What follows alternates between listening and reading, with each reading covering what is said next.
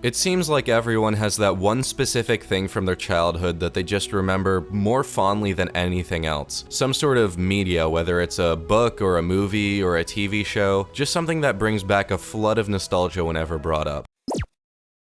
I never really had anything like that. Or at least I didn't think I did until today at about 5 in the morning when I woke up with, for some reason, the memory of something, a little tiny sliver of my past that I had completely forgotten about. It was a game. More specifically, a mobile game, one that to my dismay doesn't exist anymore. But that is such a fond memory for me of the hours and hours I poured into it that I feel like it should be remembered. This video is in remembrance of what, in my humble opinion, was one of the greatest games to ever grace the App Store with its presence. This is in remembrance of MetalStorm Online.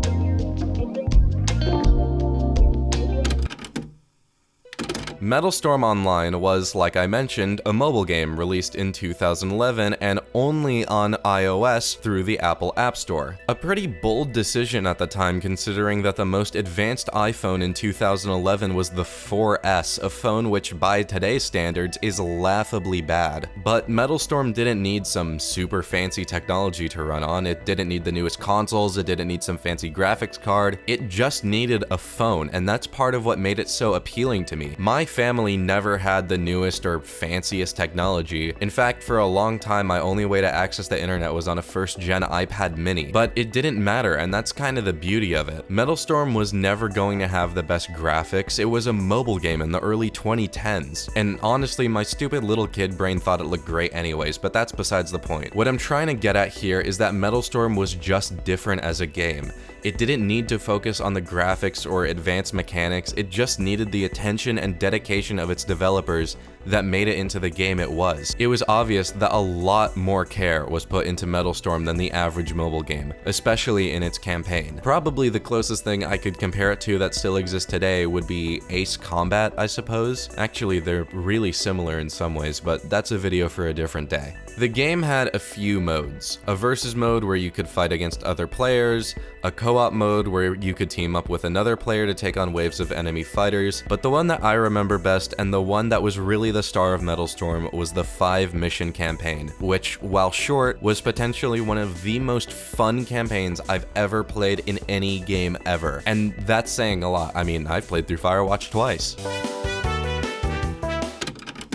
We open on a shot of 2 warships and an aircraft carrier sailing in formation over the open ocean, the game's signature music playing in the background, when suddenly we're interrupted by 2 jets flying overhead. While the graphics here are somewhat dated, I think personally this opening establishing shot is beautiful. The ships, even with their low-res textures, look used and battered, like they've been at sea for some time. The planes are silhouetted against the sun and the camera follows them as they disappear into the distance. It's simple, clear, and in my opinion, perfect. After this, we get a quick cutscene where we're introduced to some of the main characters and the setting of the game through some honestly amazingly well done exposition for a game like this. First, we're introduced to Vargas, the commander of Helios Squadron, part of the faction known as the Royal Legion, the main group of protagonists in the game. Through her, we find out that our character is named Atlas, a new arrival to Helios Squadron who apparently already has a bit of a reputation as a skilled fighter pilot.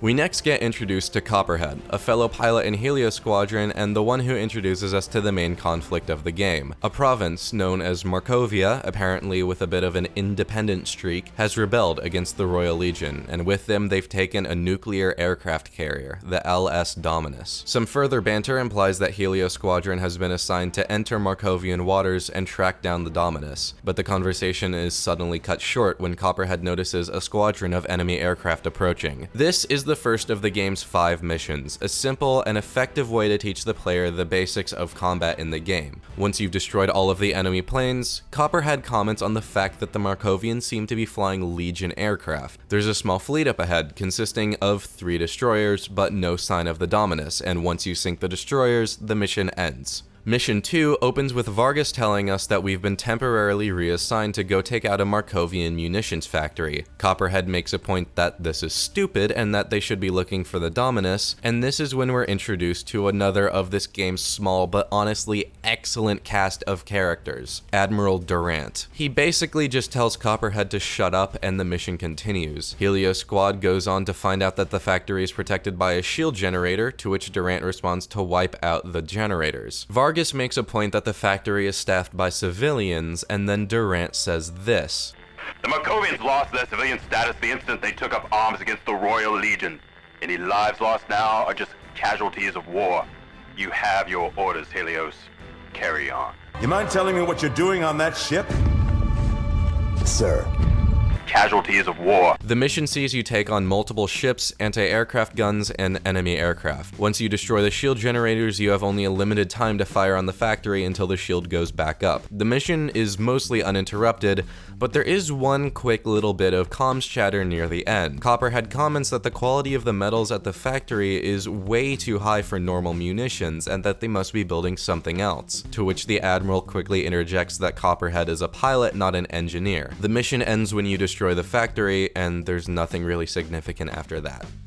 Mission 3 is the first time in the game that you encounter the Dominus, and it's sailing with 2 other Legion warships from the port where the Dominus first disappeared. Vargas hails the road carrier, expecting it to be commanded by rebels. Vargas is surprised, however, to find the ship under the command of Captain Nyman, a Legion officer who has apparently defected to the Markovians and brought his ship along with him. He gives no explanation as to why, however, only ominously saying, There's blood on my hands, Vargas. And too much of it is innocent. Mission 3 plays out similarly to Mission 1, with Helios Squadron taking out the Dominus's fighter wing and its destroyer escorts. Vargas requests parley from Captain Nyman, but there's no response, and 4 more escort ships to show up to fight alongside the Dominus, which starts launching cruise missiles at the friendly Legion fleet. Once you destroy the 4 extra escorts, Nyman orders his fleet to stand down and grants the parley request. Vargas lands on the Dominus with possibly one of the worst representations of an aircraft carrier landing I've ever seen. Admiral Durant joins in the conversation, telling Helios that their orders were to destroy the Dominus and that they knew about Captain Nyman's defection all along. Copperhead tries to convince Durant to stand down, but he initiates the Dominus's remote self-destruct sequence. One final radio call is made from Vargas to Copperhead, saying, "Copperhead, come in, you're not gonna believe this." But before Copperhead can even respond, the Dominus explodes, with Vargas still on board.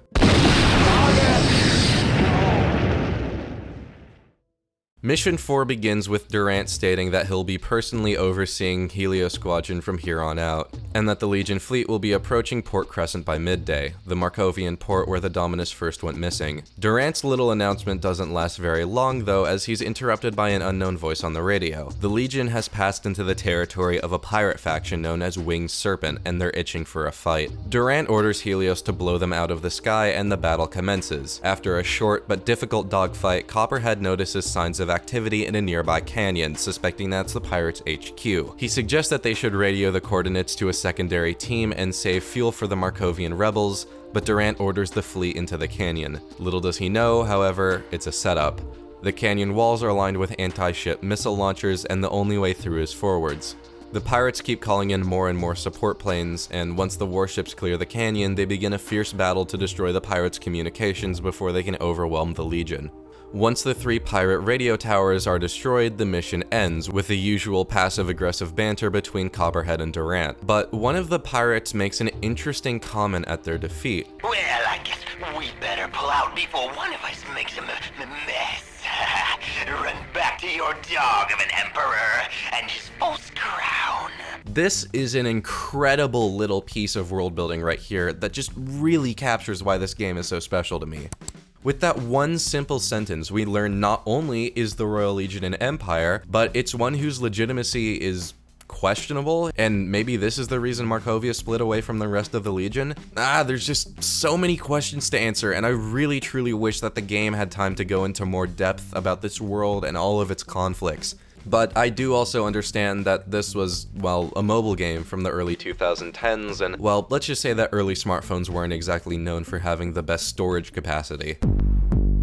The final mission begins with yet another beautiful establishing shot of the Legion fleet approaching Port Crescent. Durant informs us that our mission is to knock out the cannons defending the harbor and to protect the invading ground forces on their way into the town square. Once we take out the harbor defenses and a few more enemy warships, the Legion carrier docks to deploy ground forces into the city. But this is when we're introduced to a new character, Matron Mother. A quick chat between her and Durant reveals that she was once the governess of Markovia until the Legion dissolved her office, and that she is now the leader of the rebels. Most of it is just the regular banter and exposition that we've gotten used to by now, but Matron Mother actually says something pretty significant during this conversation. When first introducing herself, she says, "Why do you bring your fleet here a second time? Stand down. We will no longer be the architects of our own oppression, building the very weapons with which you murder our sons and daughters." A second time, Keep that quote in mind for later. After a brief exchange, Durant orders Helios Squadron to escort the ground forces and crush the rebellion. The final battle is intense. Once again, you have to face threats from air, sea, and land. Eventually, Legion tanks surround a building that appears to be the city hall of Port Crescent, and the battle is over. Matron Mother says that the Markovians will never submit to the Legion, and that never again will our Markovian assist hands.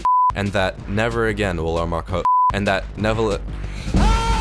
Never again will a Markovian hand assist in manufacturing your instruments of war. Durant tells you to close the channel and declares that the Legion has achieved victory, comically implying that the members of Helios Squadron will all be getting honors for their loyalty, except for Copperhead. It's an abrupt end to the campaign, and on the surface, it looks like just another set of missions that's only there for the sake of having a campaign. But if you look under the surface, analyze the dialogue, the story of MetalStorm is actually pretty interesting. Well, initially painting the Legion and the Markovians in the light of good guys and bad guys respectively, this view is subtly challenged throughout the entirety of the campaign, leading the attentive player to wonder by the end if Helios Squadron is really fighting for a good cause, or if the empire that the Legion serves is actually just oppressive and cruel. The game really leaves the player to make their own decision on the morals of Helios Squadron's actions throughout the campaign, and this make-your-own-story approach is only furthered by the fact that the player character, Atlas, never speaks throughout the campaign. In fact, Atlas is only ever directly addressed at the beginning of the first mission. If I do have one complaint about the story of MetalStorm, it's that the campaign does feel slightly unfinished. The final mission actually does feel like a proper end to the campaign to some extent, but there are just still so many unanswered questions that I really wish the developers had taken the time to put in a couple more missions. Don't get me wrong, I love the approach that MetalStorm takes to its story, with the player having to figure things out through implications and little tidbits of dialogue, but just a little bit more to the story to address some of the things more directly would have been great. I really wish I could go recommend you all to check out MetalStorm for yourself and to play the campaign and draw your own conclusions, but sadly, on September 28th, 2016, Z2 Games, the developers of MetalStorm Online, would end service for the game permanently, as well as for several other of their titles. It's unknown exactly why Z2 decided to end support for MetalStorm, but part of it may have had to do with the fact that a year earlier in 2015, Z2 was acquired by King Games, who some of you may know as the creators of Candy Crush. King Games is in turn owned by Activision Blizzard, and I won't say anything directly about Activision Blizzard, but let's just say that one of their major shareholders kind of has a history of meddling with their business, and that the government that may or may not control that certain shareholder may have some reason to censor a game about an oppressive state attacking civilians on a rebelling island province, but hey, that's just a theory. A game theory. No. But seriously, I'm just going off on a whim here. Z2 ended service for a bunch of their games all at the same time, so it was probably things like outdated graphics and dwindling player base that ultimately ended the glorious reign of MetalStorm, but who knows. Z2 went defunct in 2019, so it's not exactly like there's anyone to ask about it, and unfortunately, all I can do is just look back at the old standard definition YouTube videos and abandoned Wikifandom pages displaying what once was. If any of you out there remember MetalStorm Online, if any of you have fond memories of the campaign, or even of the multiplayer modes, please let me know in the comments. MetalStorm Online, as strange as it may sound to some, was an irreplaceable part of my childhood, and if it was a part of yours, hopefully this video helped you look back and remember the fun times you had playing MetalStorm. Thank you for watching, and I'll see you all in the next one. Hey there everyone, my name's Sakairos, and thank you so much for watching. This video took a ton of work, and I really mean a ton of work. If you guys did like, I would so appreciate it if you could hit the subscribe button and the like button, maybe leave a little comment down in the comment section, I don't know, that would be cool. And yeah, that's all I can really say. Thank you for watching, and I'll see you guys in the next one.